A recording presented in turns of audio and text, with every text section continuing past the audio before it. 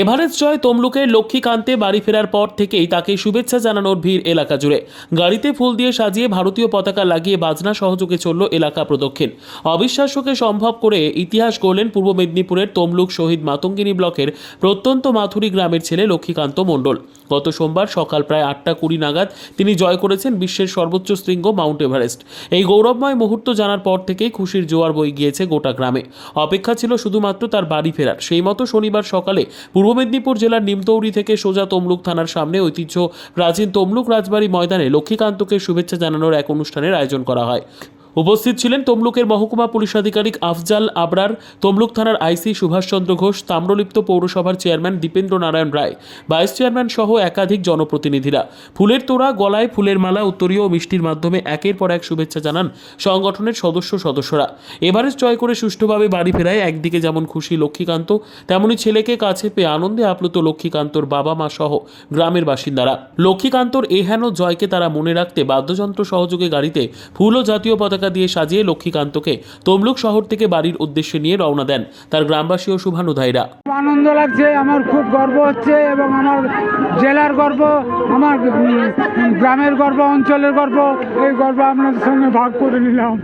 আমাদের ভাইস চেয়ারপারসনের সাথে দুজন কাউন্সিলর রয়েছেন এবং আমাদের অন্যান্য সমস্ত সাথীরা রয়েছেন। সবাই মিলে আমরা মেদিনীপুর জেলার গর্ব কেন বলবো, বাংলার গর্ব, তাকে আমরা তাম্রলিপ্ত পৌরসভার পক্ষ থেকে সম্বর্ধনা দিলাম এবং আমাদের সঙ্গে সহযোগিতা করেছেন এসডিপিও সাহেব, আইসি তমলুক সহ অন্যান্য সমস্ত ক্লাবরা।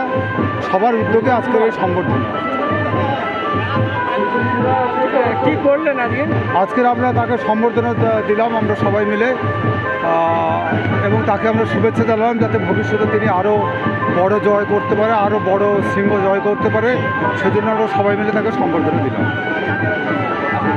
আমার নাম ডক্টর দীপেন্দ্র নারায়ণ রায়, আমি চেয়ারম্যান তাম্রলিপ্ত পৌরসভা। কষ্টেরও নয়, আনন্দেরও নয়, কিন্তু একটা যখন লক্ষ্য নিয়ে যায় কেউ কোনো কাজে, সেই কাজটা যদি আপনি সাকসেস করতে পারেন তো আপনার অবশ্যই ভালো লাগবে। আর বাকি চ্যালেঞ্জিং আছে, এর জন্যই এটা অ্যাডভেঞ্চার স্পোর্টস, আর মাউন্টেনিয়ারিং অ্যাডভেঞ্চার স্পোর্টসের মধ্যে অন্যতম। এছাড়াও sky diving, scuba diving, bike riding অনেক কিছুই আছে, কিন্তু মাউন্টেনিয়ারিং ওই জন্যই জনপ্রিয়। মাউন্টেনিয়ারিংয়ে অ্যাডভেঞ্চার এটা অনেকটাই বেশি। কিন্তু এইটা মনের মধ্যে কবে থেকে এসেছিল? মনের মধ্যে কবে থেকে নয়, আমি 2018 সালে first basic mountaineering course Darjeeling HMI থেকে আমি করেছিলাম। তারপরে 19 সালে অ্যাডভান্স মাউন্টেনিয়ারিং কোর্স করেছিলাম। তো অ্যাডভান্স মাউন্ট লেভেল আছে 3-4টি। তো যদি বেসিক মাউন্টেনিয়ারিং কোর্স আপনি করেন এবং ওখানে যদি ভালো গ্রেড পান, A গ্রেড পান, তবেই আপনি অ্যাডভান্স মাউন্টেনিয়ারিং কোর্স করতে পারবেন। অ্যাডভান্স মাউন্টেনিয়ারিং কোর্সে আবার A গ্রেড পেলে তবেই আপনি সার্চ অ্যান্ড রেস্কিউ বা MOI method of instruction course আপনি করতে পারবেন। আর অনেকেই আছে যে কোর্স না করেও ক্লাইম্ব করছে, কিন্তু আমি বলবো কোর্স করে জেনে মাউন্টেনিয়ারিং ইকুইপমেন্ট ইউজ কীভাবে করতে হয় এগুলো জেনে তারপরে কোনো এক্সপিডিশনে গেলে ভালো।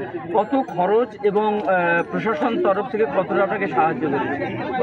না, আমার ফিনান্সিয়াল সাপোর্ট আছে।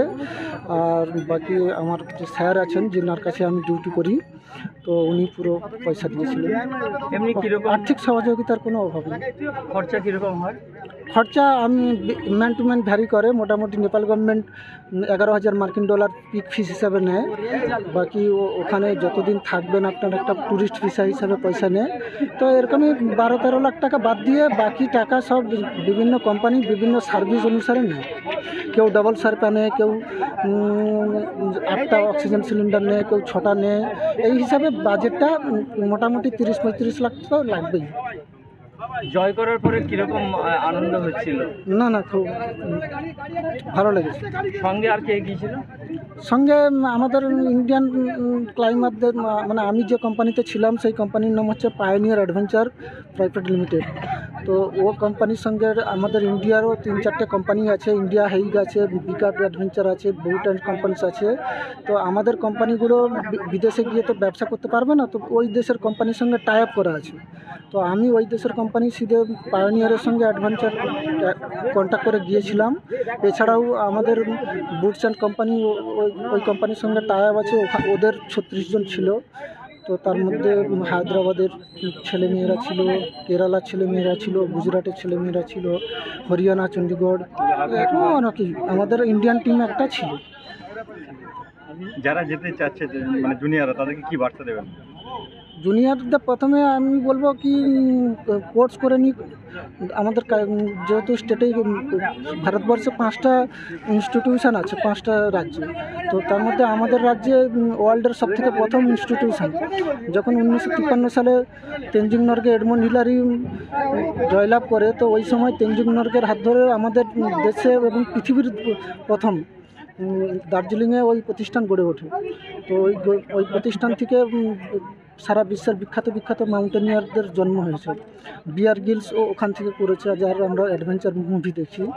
তো ওই প্রতিষ্ঠান থেকে আমি বলবো করা ভালো। আমাদের রাজ্যেই আছে, যেতে আসতে খরচাও কম, আর বেসিক কোর্স, অ্যাডভান্স কোর্স আর সার্চ অ্যান্ড রেস্কিউ কোর্স এখন অনেক টাকা হয়ে গেছে। আমি করেছিলাম 7,500 টাকা, কিন্তু এখন এই কোর্সটার দাম আছে, কোর্সটা করতে হলে 26 দিনের কোর্স আছে, আর 26,000